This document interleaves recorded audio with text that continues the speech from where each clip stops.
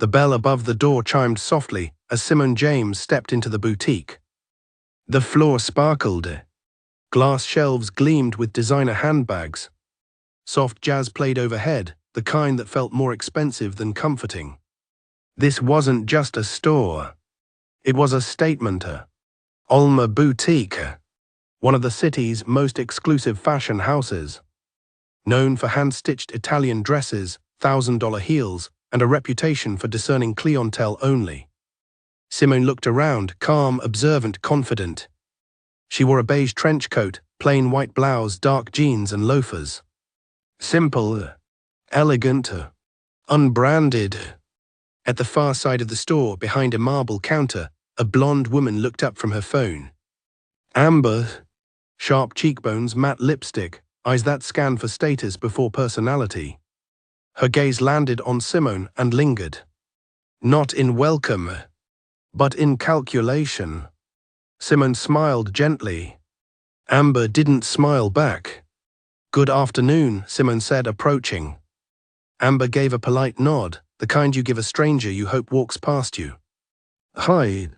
Just browsing," she added quickly, already returning to her screen. Simone ignored the tone.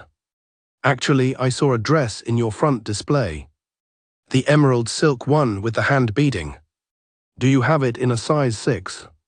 Amber didn't look up. She just paused, then glanced at Simone's coat, her shoes, her hair. Everything except her eyes. "That dress is quite exclusive," she said slowly. "It's from our couture line, starts at 5,000. Simone blinked once, then smiled again. "That's fine, I'd just like to try it on." Amber hesitated, then said, "We typically reserve those pieces for clients with appointments or returning VIPs." Another pause. "Maybe something in the back rack would be more in your range." The words floated in the air like smoke. Not shouted, not cruel, just coated in something sharp and familiar. Simone didn't flinch. She looked Amber in the eyes. "I see. And where's the back rack?" Amber pointed quickly, dismissively. Simone walked slowly toward it, scanned the dresses, then turned back. "Actually," she said, calm as ever, "I've changed my mind. This place doesn't really match my taste." Amber smiled for the first time. Relieved. "Of course. Have a great day." Simone nodded. "Oh, I will." She stepped outside. The sunlight hit her face as she inhaled deeply, then exhaled with purpose. She didn't look angry. She looked certain. She crossed the street, entered a quiet cafe, and ordered her usual. Chamomile tea, extra honey. As she waited, she pulled out a sleek silver laptop, opened a spreadsheet, typed one line at the top. ALMA Boutique, 15 locations, privately held. Then clicked New Folder and named it. Acquisition Target, Tier B. The tea arrived. She sipped, then pulled out her phone. A FaceTime screen lit up. Incoming call, team strategy. She hit accept. 5 small faces filled the screen, her senior advisors. Simone, one of them, said, "You're early." "I've got news," she said. "We're going shopping." They laughed, then fell silent when they saw her expression. "What happened?" one of them asked. Simone tilted her head. "Let's just say I had a boutique remind me who they think belongs. And now I'm going to remind them who actually decides that." The cafe was quiet. Sunlight spilled in through the tall windows, warming the hardwood floor and casting soft shadows across Simone's laptop. But the warmth in the room didn't reach her face. She stared at the screen, still, silent, eyes locked on the line she had just typed. ALMA Boutique, 15 locations, privately held. She tapped her finger against her teacup. Once, twice, then clicked into a folder labeled Prospects.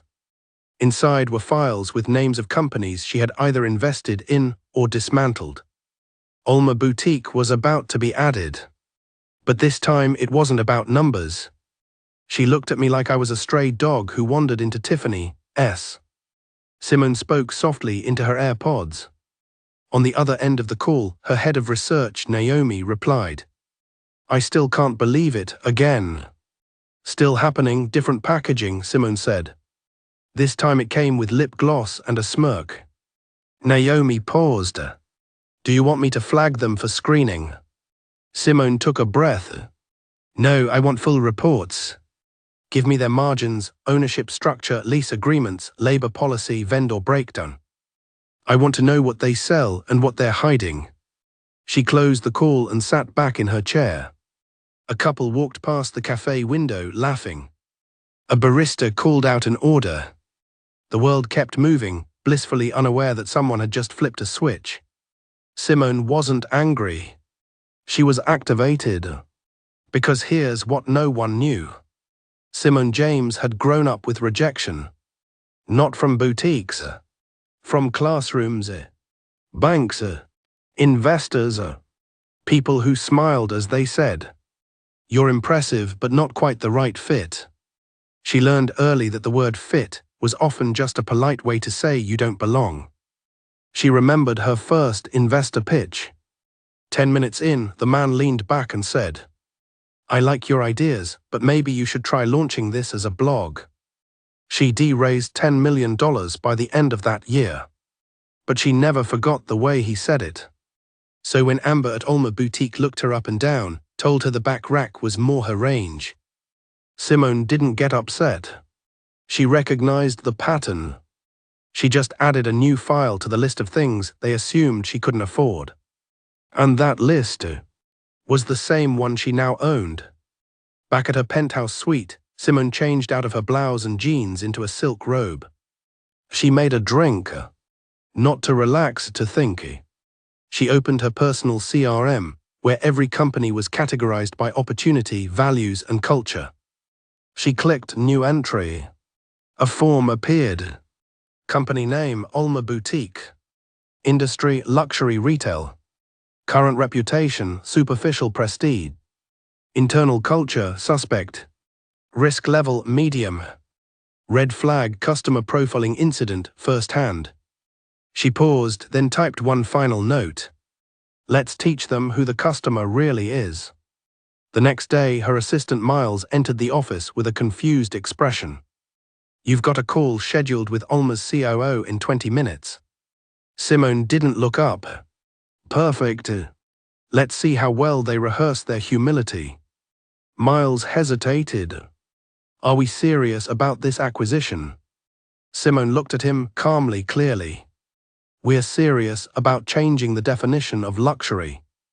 And that starts with who's allowed to walk in without being sized up first." Meanwhile, across the city, Amber, the boutique clerk, stood at the same counter. New customer. Different day. Same dismissive energy. She greeted a white woman in workout gear with full enthusiasm. "Welcome to Olma. Would you like some champagne while you browse?" The woman smiled. Amber never even noticed the pattern.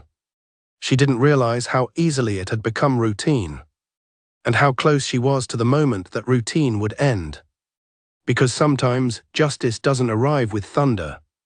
It comes dressed in beige, smiling, taking notes, and returning with ownership papers. There are two kinds of power. The kind that needs to announce itself when it enters a room, and the kind that everyone feels, even when it walks in quietly.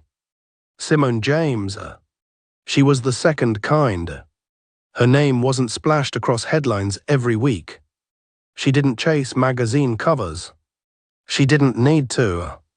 Because anyone who mattered in the world of high-end retail and smart capital already knew exactly who she was. A Harvard Business School graduate. Former lead strategist at Lucent Equity. Founder and CEO of Novarise Capital, a private equity firm focused on investing in women and minority-led fashion brands. Under her leadership, Novarise had turned 5 small regional brands into global sensations. One of those brands now outperformed Gucci in 3 countries. But Simone never said, "I told you so." She just delivered. In interviews, the few she agreed to, she always said the same thing. Real luxury isn't about price tags. It's about how you make people feel when they walk through the door. And if your store doesn't respect every person walking in, then you don't own luxury. You're just pretending. At 34, she was already wealthier than most CEOs twice her age. But you'd never guess it by how she dressed.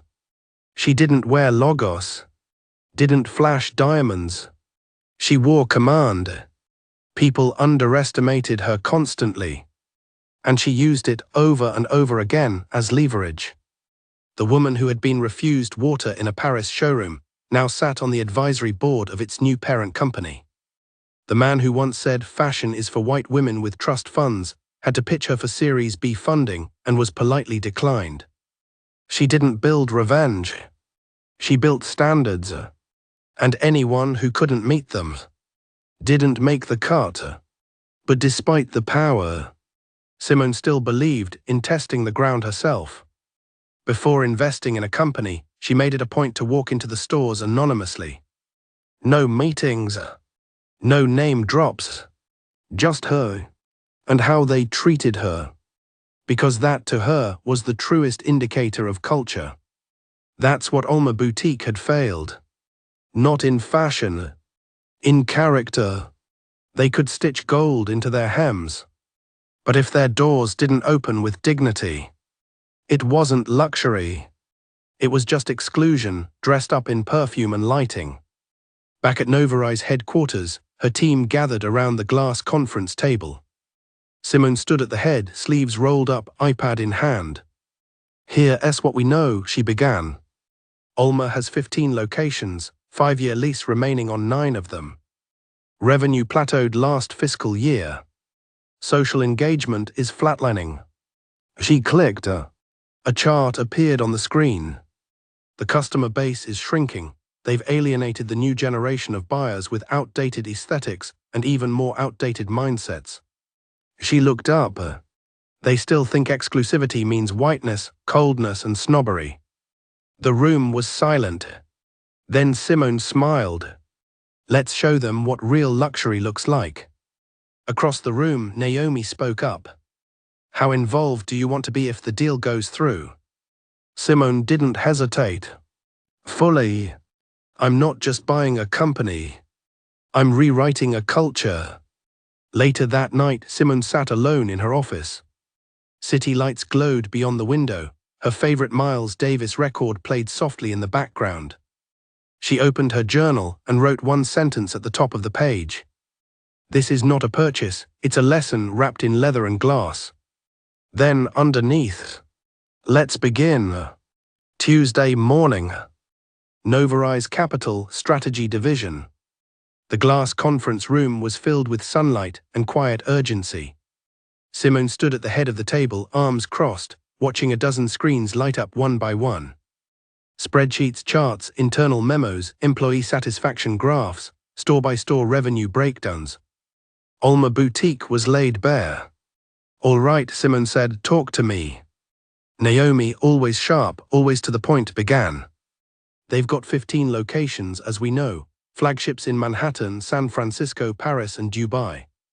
Lease contracts staggered, but all are personally backed by the founder, a guy named Victor Rhodes." Simone raised an eyebrow. "Victor still owns the whole thing?" Naomi nodded. 100% privately held. He's got silent investors but no external board. He makes all decisions. Simone leaned forward. "Interesting, and the culture?" Naomi clicked to another slide. 4 internal HR complaints filed in the last 2 years, all quietly handled. 2 involved racial bias, one about profiling shoppers, one about an employee promotion block due to brand image mismatch. Another analyst, Marcus, added, "Employee turnover's rising. Glassdoor reviews are polite but cold. You read between the lines, you see the truth." Simone tilted her head. "How's their liquidity?" "Enough to float the next 12 months, but barely. They're over-leveraged on 2 international expansions that didn't perform." Naomi added, "They're vulnerable, Simone." Simone smiled slowly. Perfect. She walked to the screen, tapped the corner of the display showing a heat map of Alma's sales regions. They're focused on market share. But they've forgotten the soul of their customer. They built a brand that looks good in editorials, but not in real life. She turned to the team. People walk into Alma to feel important, to feel beautiful. But when you judge someone by their shoes, instead of their story, you don't sell fashion, you sell shame. The room was quiet. Then Naomi asked, "What's the play?" Simone's eyes gleamed. "We buy it quietly. We offer a number Victor can't ignore, a number that reminds him he's not as untouchable as he thinks. And once the ink is dry," she smiled again, "we clean house." That afternoon, an email left Novarize HQ. A non-disclosure clause attached, no names, no identities. Just one message. To Alma Holdings Limited. Subject: Acquisition Inquiry Confidential. We are representing a private interest in the potential acquisition of Alma Boutique. Your brand's equity, location portfolio, and market potential have drawn considerable attention. We would like to explore a direct, discreet conversation regarding the possibility of strategic acquisition. NR Capital Legal Division. Back at Alma's headquarters, Victor Rhodes read the email with a smirk. Another fish nibbling. Maybe we'll finally open that London location after this deal. He called his assistant.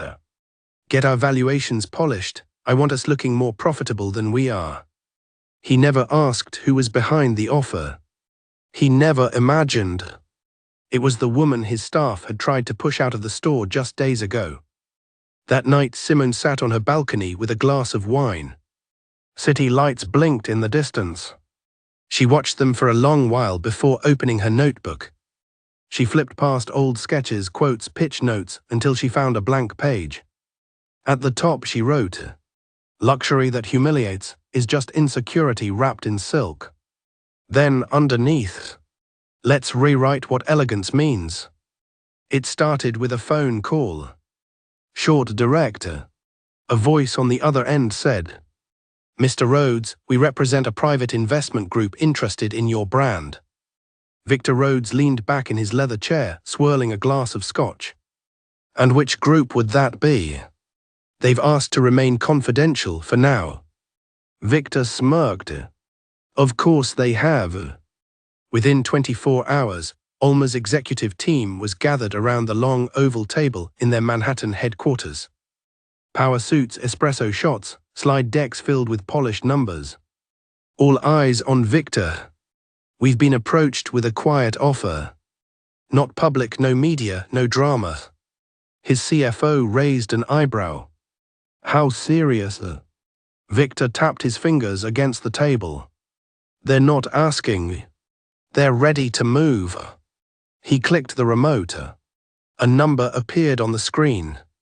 8 figures. Everyone leaned in. Gasps, whispers. Even the VP of expansion, who had been half asleep, sat upright. "That's," someone murmured, "well above our current valuation." Victor nodded. "They clearly want us. We negotiate hard, we keep our name, our stores, we position it as a partnership, not a takeover."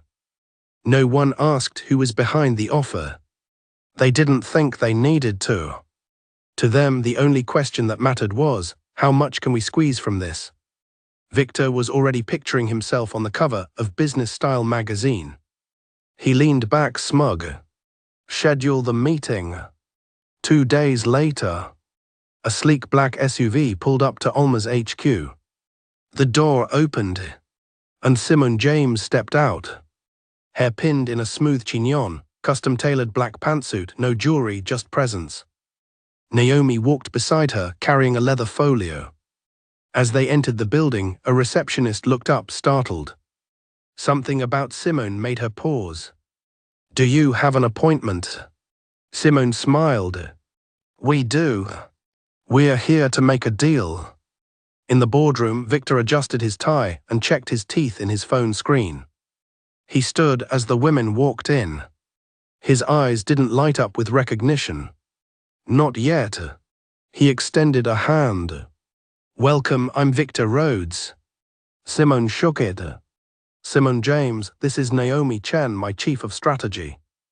Victor gestured to the table. Please, let's talk numbers. What followed was 30 minutes of business chess. Terms, valuation structure, staff retention agreements, brand control. Victor pushed hard, but so did Simone. And she never once raised her voice.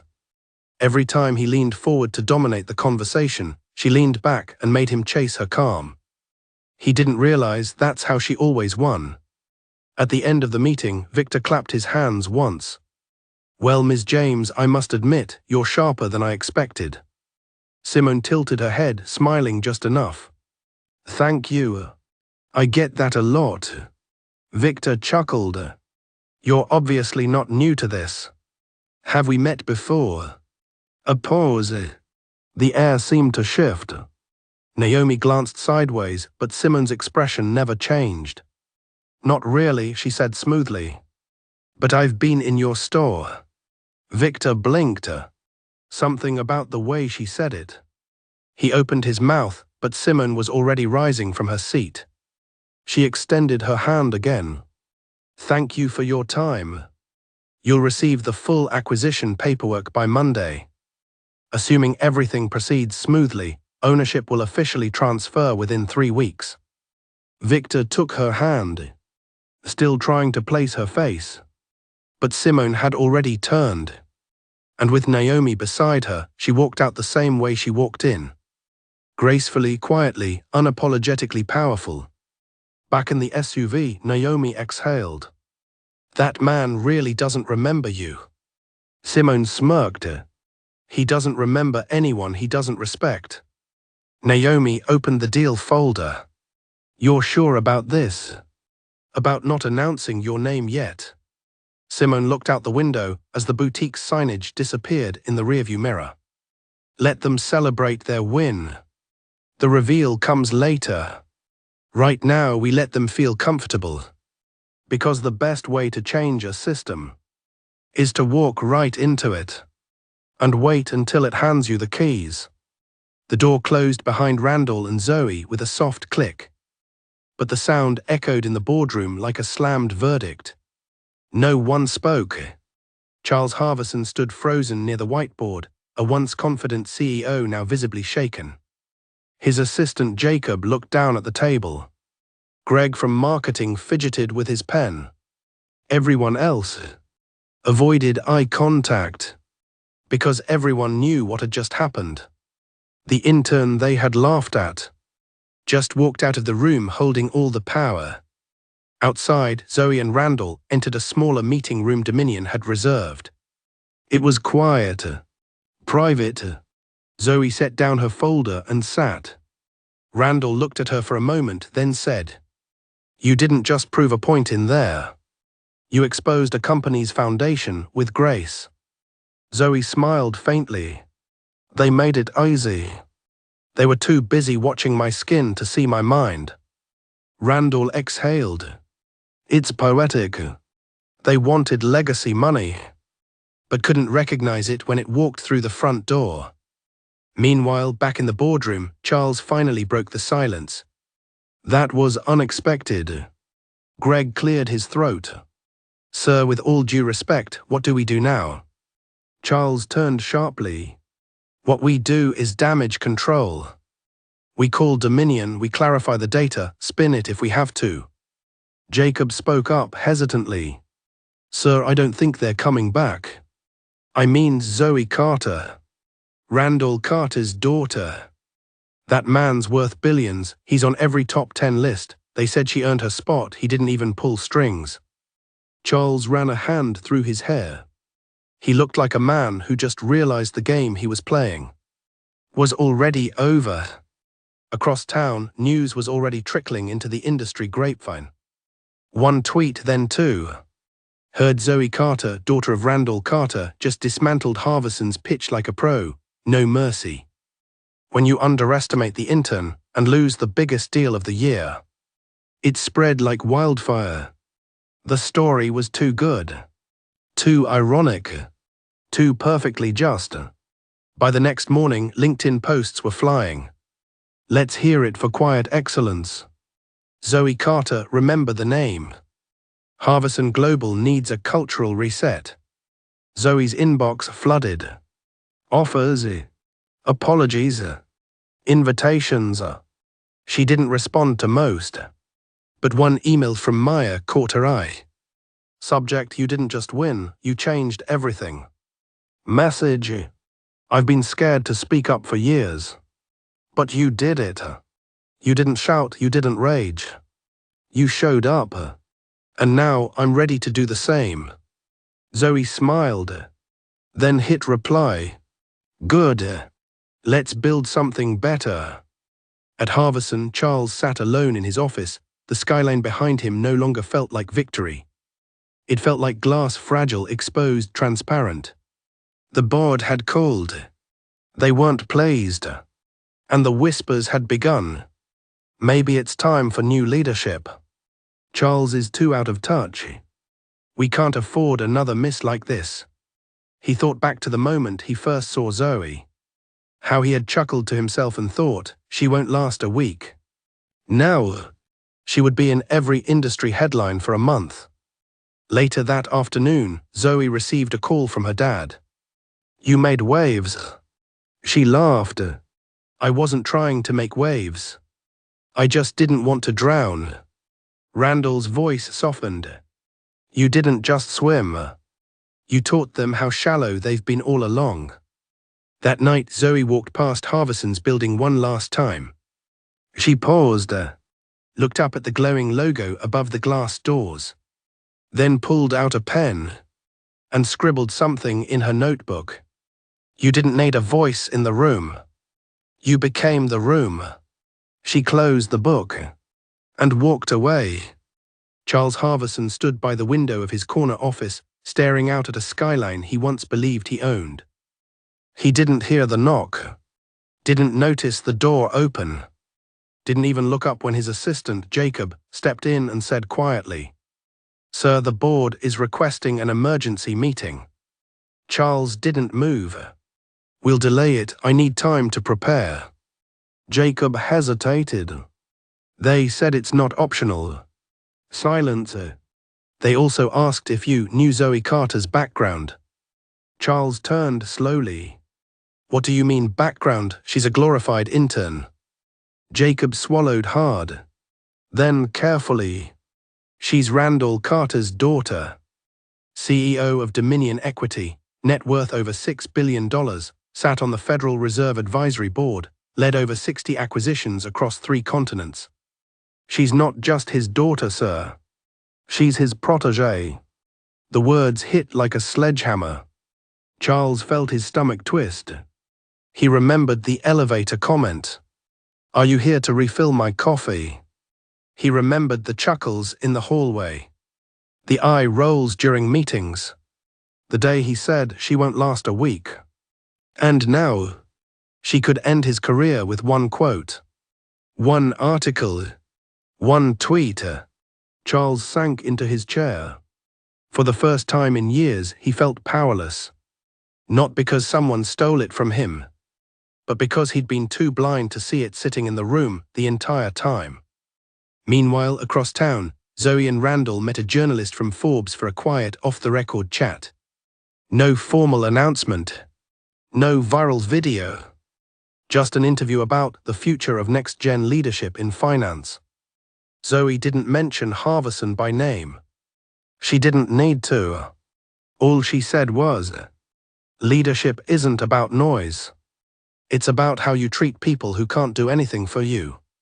The next day, Harvison's PR team scrambled. Headlines popped up like wildfire.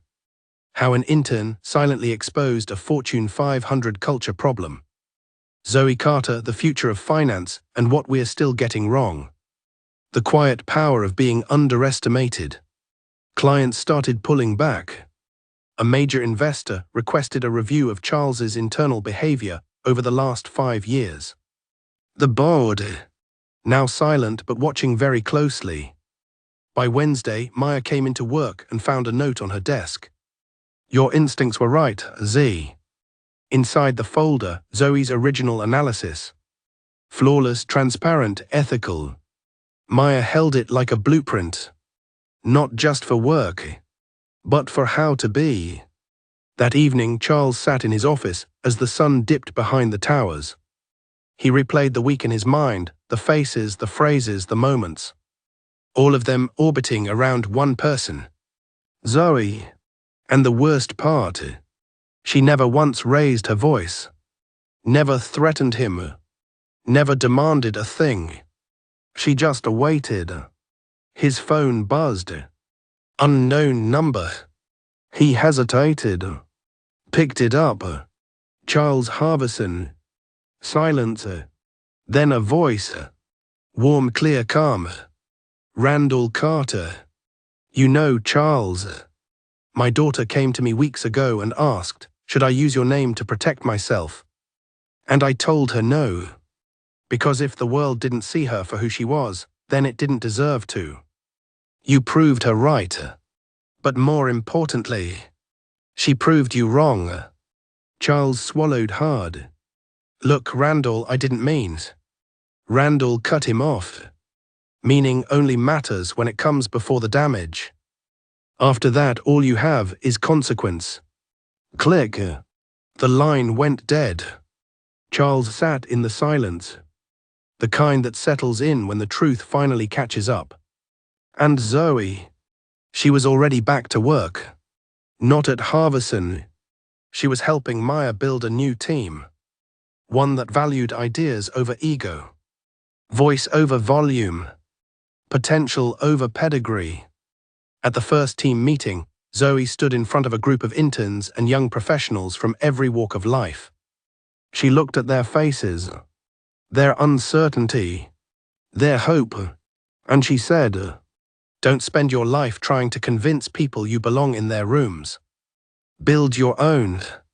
2 months later, the ballroom at the Global Finance Women's Leadership Summit shimmered with crystal lights and quiet prestige.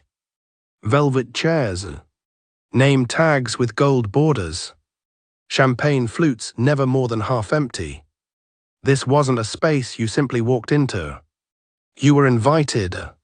And tonight, one name was on every whispered lip. Zoe Carter.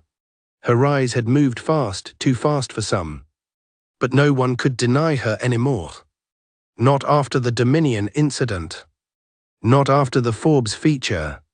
Not after she turned down 3 C-suite offers to start her own firm. From the main stage, a host tapped the mic. "Please welcome our keynote speaker, the woman whose silence taught an industry to listen, Zoe Carter." Applause erupted. And Zoe. She didn't rush up. Didn't fake humility. She walked with the same calm she always had. But this time, they all stood for her. She took the mic, looked out at a sea of suits, some hopeful, some envious, all alert. And she began. "When I walked into Harvison Global on my first day, I wasn't afraid of being ignored.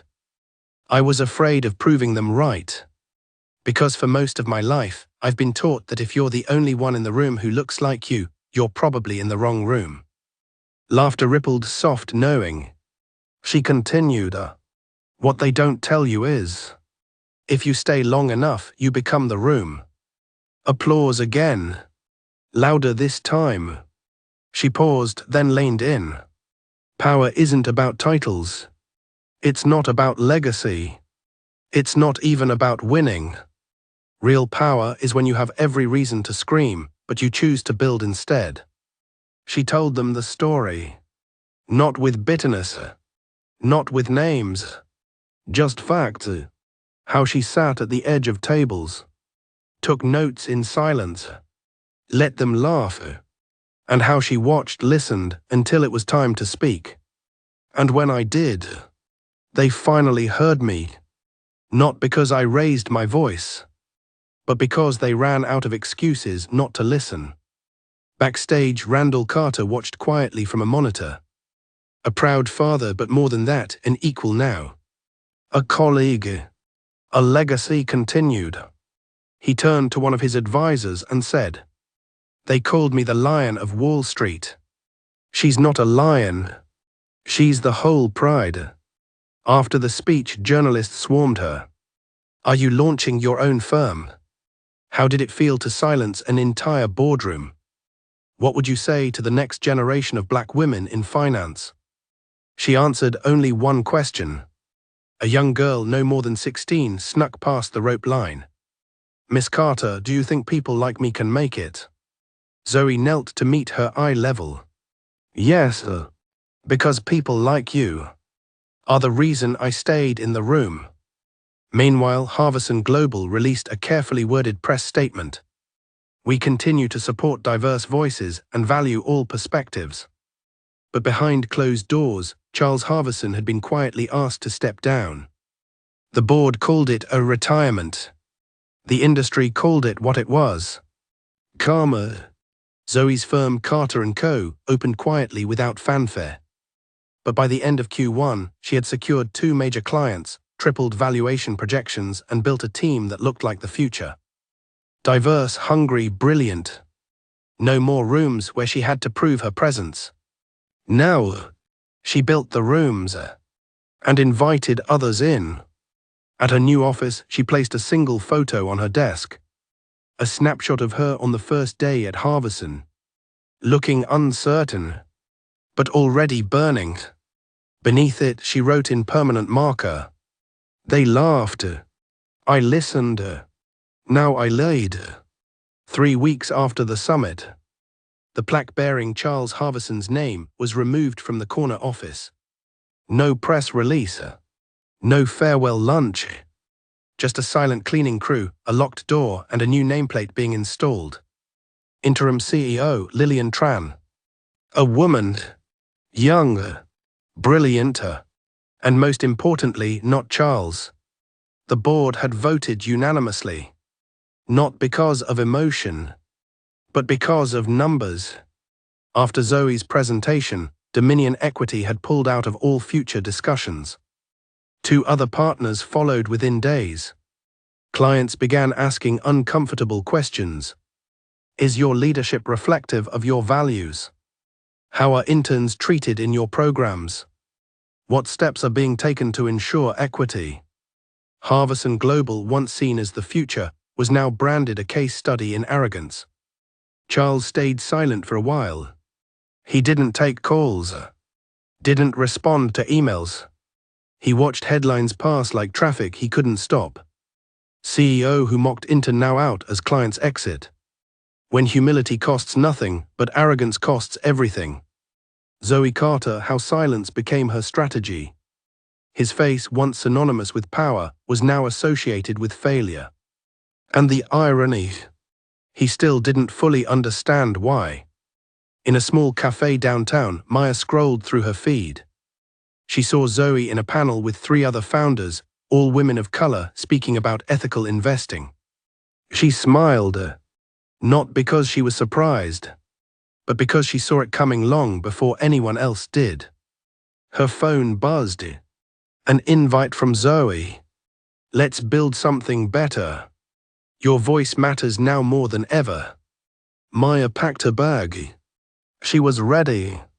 Back at Carter & Co., Zoe sat across from a former Harvison client. A major retail chain CEO, now looking for a new financial partner. He said, "We used to think Harvison was the smartest room. But after what happened, we realized the smartest voice wasn't even at the table." Zoe smiled gently. That voice is now building her own table. They shook hands. Meanwhile, Charles finally gave one interview. A small podcast, low traffic, probably the only outlet that still wanted to hear him. He spoke softly. Less bravado. More pause.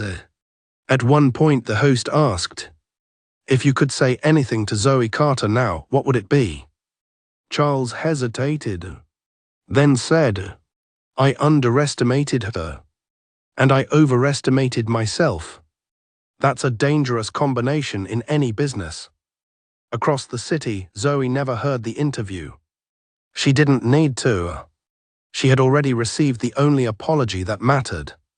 The shift in power, not just in title, but in tone, in tables turned, in who finally got to be heard. At a university lecture weeks later, Zoe stood in front of a classroom full of students. One of them asked, "What was the moment you felt like you won?" Zoe paused, then answered, "When I walked away from that building and didn't feel the need to look back." Outside the lecture hall, a student named Brian caught up with her. "Ms. Carter, I intern next week at a firm like Harvison. Any advice?" Zoe smiled. "Yes, take notes, listen hard, and when they underestimate you, don't argue. Just make sure you're in the room when the truth shows up." And Charles, he now sat in quiet cafes. Less fanfare, more reflection. Once a barista asked for his name for the cup. He said, "Charles." The barista raised an eyebrow. "Wait, are you the guy from that intern story?" Charles looked down. Yes, I am." Justice didn't shout at him. It just followed him quietly. In every conversation, every room he wasn't invited into, every article he had to scroll past, and most of all, in the echo of a name he once thought didn't matter. Zoe Carter. The sun dipped low behind the skyline as golden light spilled across the rooftop terrace of the New Voices in Finance Gala. It was invitation only. Black tie. The kind of place where billionaires blended in and no one ever asked, "Do you belong here?" Because if you were here, you did. And tonight, Zoe Carter wasn't just in the room. She was the one being honored. At a corner table, Maya sipped her champagne and smiled. "I still remember the first time you spoke in a meeting." Zoe turned from the view, laughed softly. "I barely got 3 words out before Charles cut me off." And now Maya raised an eyebrow. "Now they're quoting you in textbooks." Zoe looked around at the lights, the faces, the future, and said quietly, "I didn't come here to be remembered. I came here to make room." Later that night, the host took the stage. A woman in her 60s, dressed in silver silk, spoke into the mic with a voice like velvet. Every once in a while, someone walks into a system not to survive it, but to transform it. She didn't raise her voice, she raised her standards. Please welcome founder of Carter & Co., advocate, strategist and quiet revolution, Zoe Carter. Applause thundered across the rooftop. Zoe walked forward. No nerves, no notes, just clarity. She took the mic and paused for a moment, then smiled. "When I started my internship, I thought the biggest challenge would be proving I belonged. Turns out the real challenge was not letting their disbelief become my own." The crowd listened, silent, focused. They laughed when I spoke up. They dismissed my work. They mocked my presence. She let that settle, then added, "But what they didn't realize was, every time they told me I didn't belong, they just reminded me I had something they couldn't see." And now, she looked out, not angry, not bitter, just strong. "Now I don't need their tables, because I built mine." Applause. This time it felt like release. Somewhere in the back, Charles Harvison watched from a monitor. Not as a guest, not even as a critic, just as a man learning. He leaned back, and for the first time nodded slowly. Not in defeat, in understanding. That's what power looks like now. After the event, Zoe stood by the balcony, gazing out at the city. A teenage girl approached, awkward, bright-eyed. "Ms. Carter, do you remember me?" Zoe tilted her head, smiling. "Remind me. I sent you a letter last month about being the only black girl in my business class. You replied." Zoe's smile widened. "That was you. You said, 'Don't wait for permission to be excellent.'" Zoe nodded. Still true. Always true. The girl looked down, then back up. They don't laugh at me anymore. Zoe gently squeezed her shoulder. Good. But even if they did, your excellence will outlast their noise. As the night drew to a close, Zoe walked past a framed quote on the wall. It read, "They tried to bury us. They didn't know we were Saids." She stopped, took out her pen, and beneath it wrote, "And now we bloom where we choose." Aziz say. The next morning, Carter & Co. opened its doors to a new class of interns. No one asked for resumes stamped with privilege. No one was asked to prove why they belonged. They were simply welcomed, heard, guided, because the last laugh, it didn't belong to Zoe. It belonged to every voice she made room for.